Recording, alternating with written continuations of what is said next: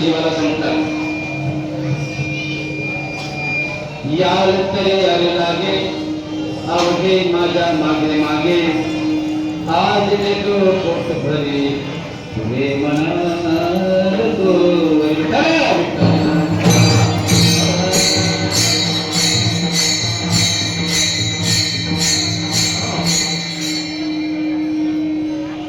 अभंगाचं चिंतन करण्याआधी थोडासा पर्याय देण्याचा अत्यंत गरजेचं आहे आणि पर्याय देण्याचे असं आज 6 प्रमाणे नित्यनेमाने परंपरेने चालत आलेली आषाढी वारी. या आषाढी वारीच्या निमित्ताने आज आपण सगळं भक्तगण श्री वारकरी सेवा प्रतिष्ठान च्या वतीने आज जवळजवळ 8 गाड्या आपल्या आलेल्या आहेत आणि या सर्व भक्तांचं व्यवस्थित संगोपन व्हावं यासाठी या मंडळाचे माझे गुरुवारी महाराज आज खरं त्यांची जी संकल्पना जी होती ती आज जवळजवळ पूर्णतेत होत आलेली आहे. त्यांचं जे स्वप्न होतं ते जवळजवळ 80% पूर्ण झालेलं आहे आणि या सर्वांच्या मताने आणि खास करून आपले सचिनदादा गायकवाड यांना जेवढे त्यांचे कौतुक करावे तेवढे कमीच आहे. त्यांच्यामुळे आपण या अस्त्राखाली खरं तर आहोत. आपले सर्वांचे तर आहेत, सर्वांनी मदत केली जाईल असं कोणाला म्हणता येणार नाही कारण का जेवढे वाढीला आले तेवढे पूर्ण फुलाची पृथ्वी या मठासाठी दिलेला आहे आणि त्या पुन्हा हे मठ आजपर्यंत एवढं उभं राहिलेलं आपल्याला रोज ते सुविधा भेटायला लागल्या.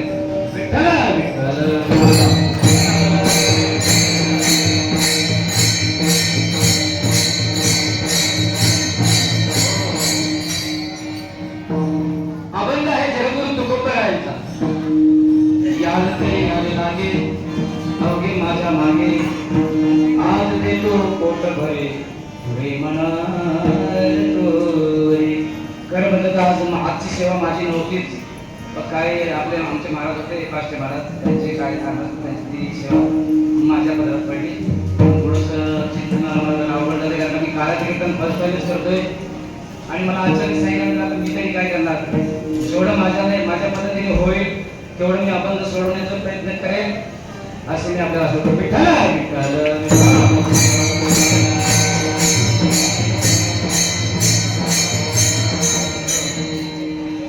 अभंग आहे जगद्गुरु तुकोबरायांचा. आजचं कीर्तन म्हटलं तर काळाचं कीर्तन असतं आणि कीर्तनाचं महत्व म्हटलं तर काळा म्हणजे आजपर्यंत आपण जो सगळं केलेला जो आहे ना आजचा वारीचा किंवा 3 दिवसाचा कार्यक्रम जो आजपर्यंत आपण केला त्याचं आज फळ आपल्याला या काळाच्या कीर्तनातून मिळणार आहे.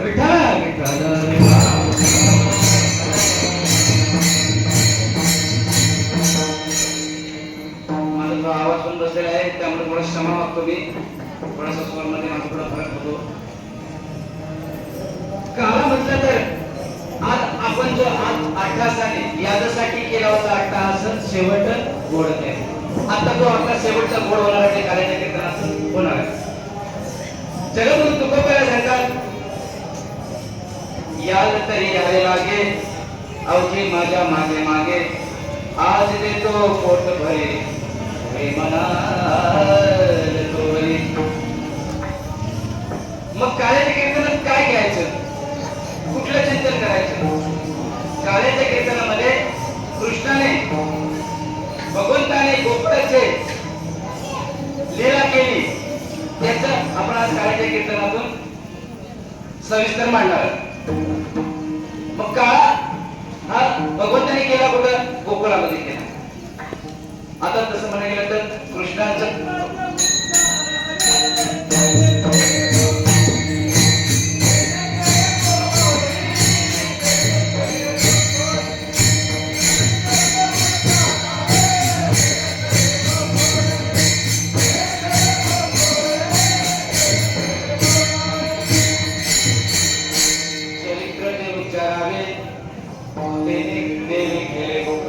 देवाने जे चरित्र गोकुळात केलं त्याचं आपल्याला आता सविस्तर करायचं आहे. मग काय केलं गोकुळात देवाने? कोणतं चरित्र केलं? कोणतं चरित्र केलं? आता तसं नाही तर श्रीकृष्णाचा कालखंड म्हणजे 125 वर्षाचा होता, बरोबर आहे? श्रीकृष्णाचा कालखंड 125 वर्षाचा होता. त्या 125 वर्षामध्ये भगवंताने गोकुळामध्ये 11.5 वर्ष बालपण काढलं. नंतर मथुरेमध्ये 13.5 वर्ष काढले आणि नंतर द्वारकेमध्ये 100 वर्ष काढले. म्हणजे टोटल मिळून किती? 125 वर्ष भगवंताचं कालखंड आहे. मग त्या कालखंडामध्ये भगवंताने जी केलेली लीला आहे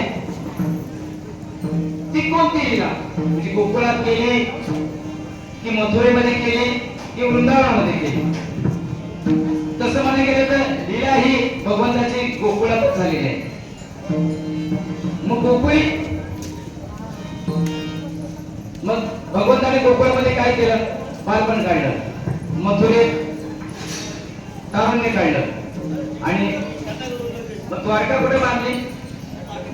पाण्यामध्ये द्वारका बांधली ना. मग तिथं द्वारका बांधल्यानंतर भगवंताने तिथे स्वतंत्र राज्य बनवलं.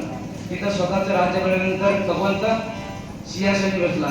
सिंहासनी बसला ना, राजा सिंहासनी बैसला.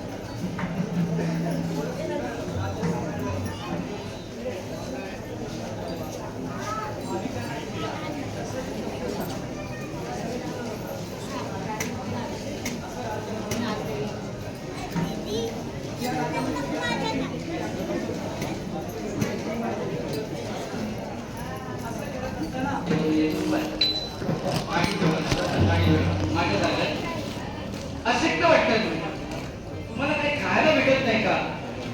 माझ्या नगरीमध्ये तुम्हाला काही खायला भेटत नाही का? तुम्ही एवढे अशक्त का? ते गोपाळ म्हणतात तेव्हा काय करायचं? आम्ही तरी काय करणार? आम्हाला जे पाहिजे ते भेटत नाही. मग आम्ही आमची तब्येत कशी होणार? भगवंत काय पाहिजे? काय भेटत नाही? काय भेटत नाही ते मला तर सांगा तुम्ही. ते सर्व मी लिहिते देवा बघ आहे.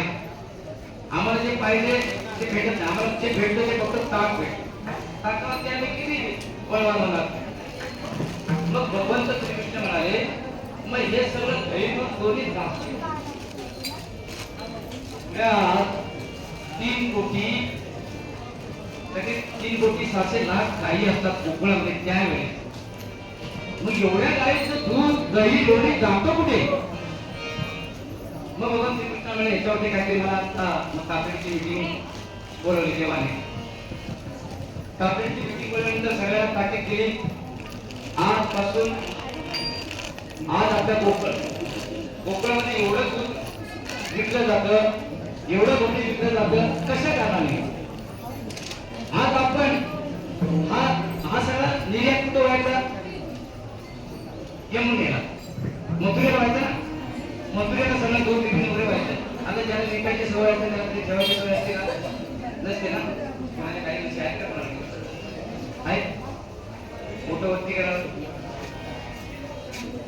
शोकांती काय मला आज काही नाही आपल्या गोट्यात गाय आणि दारात तुळस हे असायलाच पाहिजे. त्याला वैष्णव म्हणतात. आता असं झालंय, पुत्री जास्त झाले, गाई कमी झाले. खरं आहे ना? पुत्री आता घराघरातून पाळायला लागली. कदाचित वाईट वाटेल मी सांगतो, कुत्री पाळा त्या मताचं नाही. कुत्री पाळणं, कुत्र्यांचं कुठपर्यंत राहणं असतं, उंबरठ्याच्या बाहेर असतं. कुत्र्याला कधी घरात घेऊ नये. ज्यांच्याकडे असेल त्याने ठीक आहे, मात्र कर्तव्य सांगायचं, कुत्र्याला उंबरठ्याच्या आतमध्ये कधीच घेऊ नये. त्याची जागा उंबरठ्याच्या बाहेरच असते, हे लक्षात ठेवा.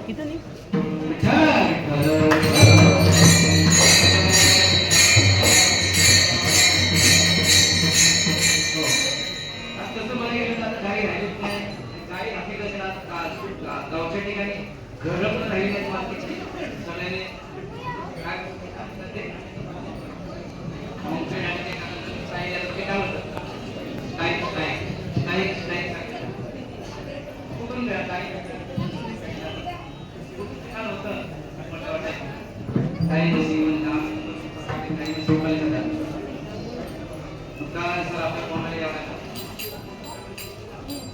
असो. मग भगवान श्रीकृष्ण त्यांनी काकडीची मीटिंग लावली आणि म्हणाले, हे पहा, आज आपल्या कोकणात एवढं दही दूध लोणी एवढं तयार होतं, हे जातं कुठे? तर बोले मथुरेला जातं. का मथुरेला जातं? आज आपली मुलं आपण अशक्य बनवतोय आणि दुश्मनाला आपण मजबूत करतोय. मग आजपासून दही दूध लोणी हे जाणार नाही, निर्यात होणार नाही, अशी ताकीद दिली भगवंताने. ताकीद दिल्यानंतर भगवंताने 1 महिना 2 महिने 3 महिने 6 महिन्यानंतर परत गोपाळाकडे पाहिले. गोपाळांना म्हणले, काय रे बाबा, 6 महिने झाले, तुमच्या तब्येतीत काय फरकच पडत नाही, मग काय आता काय झालं? ते गोपाळ म्हणाले, जेव्हा तुम्ही मीटिंग बसवला सगळं काय झालं, पण ती मीटिंग कागदोपत्री झाली आहे ना? कागदोपत्री झाली असली तर त्याच्यावर काही आपल्याला करता नसतं. तुम्ही दिसते ऑर्डर दिला की त्याच्यावरती कोण मान्य करतच नाही. आता वर्क सँक्शन होईपर्यंत ते कॅबिनेट मंत्री सगळं नाही लागतं ना. मग ते लिखापडी असेल तर आपल्याला काहीतरी करता येतं. ते गोपाळ म्हणजे तेव्हा याच्यात लिखापडी नाही आहे, त्यामुळे काय आम्हाला काय खायला भेटत नाहीये, जसे आहेत तसे निर्यात करू. मग भगवंताने परत तात्काळची मीटिंग लावली आणि सगळ्या गोपाळांना बोलून घेतली. कोणाला? गोपाळांना. गोपाळांना येते, तुम्हाला मिळत नाही ना सगळं निर्यात होतं, एक काम करा, तुम्हाला जर सगळं पाहिजे असेल ना, हे सगळं पाहिजे असेल ना, तुम्ही एक काम करा, माझ्या मागे मागे या. आपण असं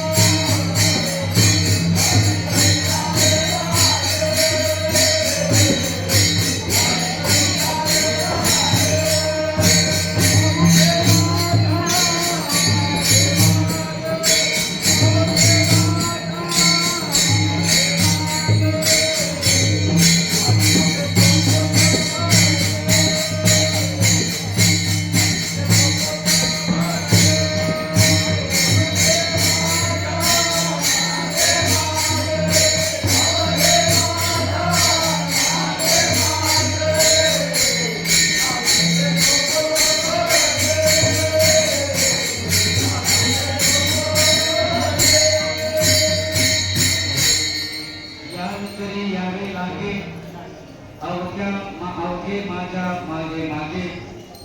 भगवंत म्हणतात तुम्हाला मिळत नाही ना, तुम्ही या माझ्या मागे, माझ्या मागे मागे या, पण लागे या. त्याच्यात शब्द बघा, लागे या. लागे या म्हणजे जसं आता आपण वारीला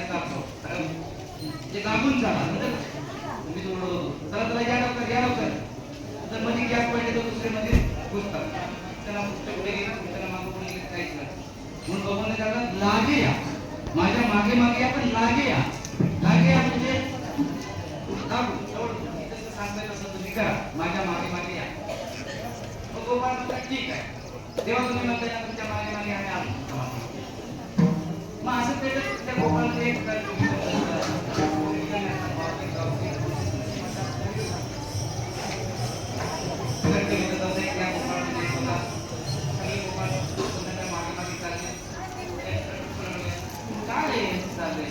ते बोलत या माझ्या मागे मागे तुम्ही त्याच्या मागे मागे चालले काहीतरी मित्रपणी करून घ्या मग ते गोपाळकडे थांबतात तो म्हणतो भले भले माझ्या मागे मागे या आपण त्याच्या मागे मागे जायचं त्या नाम समजत नाही मी पण काय आश्वासन घ्यायला पाहिजे का आपण त्याच्या मागे जायचं मग ते गोपाळकडे थांबते मग ते म्हणतात मग तुम्ही लावलेस का आणि मी पण नाही मी येणार जायचं मला पण यायचं पण आपण त्याचं आश्वासन घेतलं पाहिजे उद्या तिथं जाऊन त्याच्या मागे मागे गेलो आणि नंतर तो म्हणतो कशाला मग काय करणार आपण म्हणून तुम्ही आश्वासन घ्या सगळे गोपाळाचे नावं कशासाठी थांबले सगळे त्यांच्याकडे बघायला होता त्यांचा जो मेन मोठा त्याच्याकडे बघायला तेव्हा लक्षात आलं नंतर नंतर अनेक काय ते मग ते गोपाळपर्यंत त्याला देव कोणतं पाठी करून बघायला तू सांग तू आम्हाला थांबवलीस ना सांग मग ते भगवंत त्याला काय रे बाबा तुम्हाला बोललो माहिती या तरी याने मागे अवघे माझ्या मागे मागे मी मागे मागे बोलवतो मग तुम्ही येत का नाही मग ते म्हणाले तुला त्या सांगायचं सांग तुझ्यामध्ये आम्ही थांबलोय म्हणतो देवा तुमच्या मागे आम्ही येतो आम्हाला मागे यायचं करायचं हे नाही पण आम्ही यायचं कुठल्या आम्हाला काहीतरी आश्वासन द्या आश्वासन दिलेच पण तुमच्या मागे मागे कसं येणार आणि मागे आदत तर आम्हाला तुम्ही द्या हे तर आम्हाला कसं करा तर तुमच्याकडून आम्हाला आश्वासन पाहिजे तर आम्ही तुमच्या मागे मागे भगवंतपणे एवढं तुला माझ्यावर विश्वास नाही एवढं मी तुला सांगतोय यावे लागे अवघे माझ्या मागे मागे लागे या तरी तुम्हाला विश्वास नाही मग ते देवा कसं विश्वासाचा काही गोष्ट नाही पण टाकतो मोठे गुन्हे करत येतात त्यामुळे तुम्ही आम्हाला विश्वासन द्या मग आम्ही तुमच्या मागे मागे आलो मग भगवंत मला तुम्हाला यायचंच आहे ना यायचं आहे ना एक काम करा माझ्या मागे मागे या आणि माझ्या मागे आला की तुम्हाला एवढं देणार आम्हाला जर तुम्ही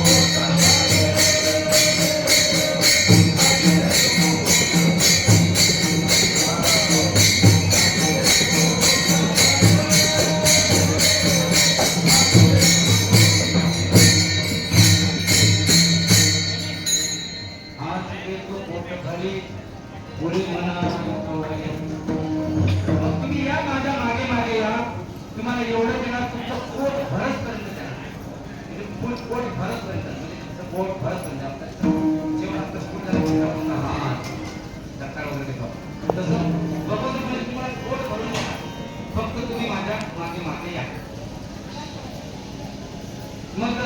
सगळे लोक त्याच्या मागे मागे चालले.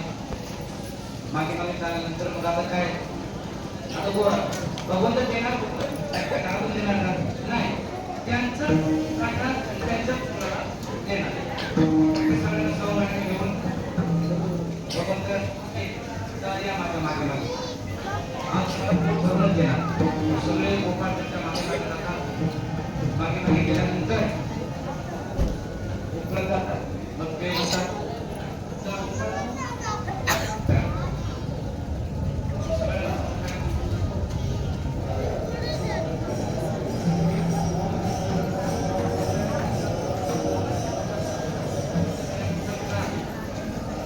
एक काम करा, आणि म्हणजे त्या घरात तुम्ही शिरा म्हटल्यानंतर सगळे पुसतात आणि काय कोणी जे काय असेल ते सगळं खातात. खाल्ल्यानंतर मग त्या घराची जी असते मालकी तिला असं ते काढतं रांजण भरलेलं असतात. ते असं पडल्यानंतर तिला आवाज येतो, ती रावत नाही. रावत आल्यानंतर बाकीचे सगळे निघून गेले. ती एकट्या बोलतात तो राहिला. आणि त्याच्या जायच्या आधी भगवंतांनी सांगितलं ना, बघा गोपाळांनो, तुम्हाला मी नेतो, तुम्हाला घेऊन जाणार, पोट भरून देणार, पण तुम्ही एक काम करायचं, तिथे गेल्यानंतर माझं मी तुम्हाला एक मंत्र देतो, तो मंत्र तुम्ही बोलायचा.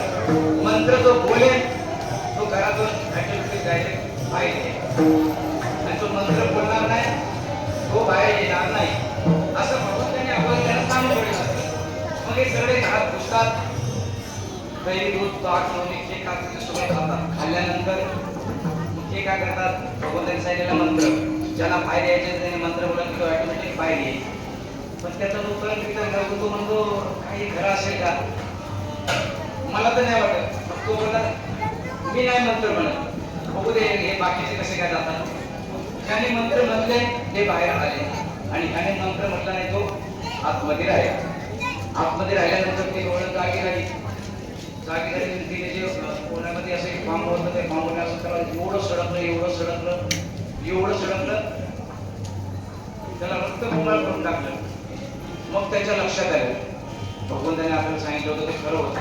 आता काय करणार, आता कसं निर्णय आहे काय. मग त्याने देवाने सांगितलेलं नाम घेतलं. नाम घेतल्यानंतर तो ऍक्टिव्हिटीज बाहेर आल्यानंतर मग सगळे भगवंताने विचारलं काय झालं तुला, काय मग तू सांगतोय कशाला तर बोलणार कसं मी देवा, तुम्ही सांगितलेलं की मंत्र घेतलाच नाही असं देवाला कळतं. शेवटी तो भगवंत त्याला कळलं. म्हणून मग भगवंत म्हणतात तुम्हाला जर पोट भरून पाहिजे असेल तर माझ्या मागे मागे या. मागे मागे माझे आला तर तुम्हाला एवढं देणार पोट भरसपर्यंत देणार. पण त्याला दोन अटी आहेत. कोणत्या दोन अटी?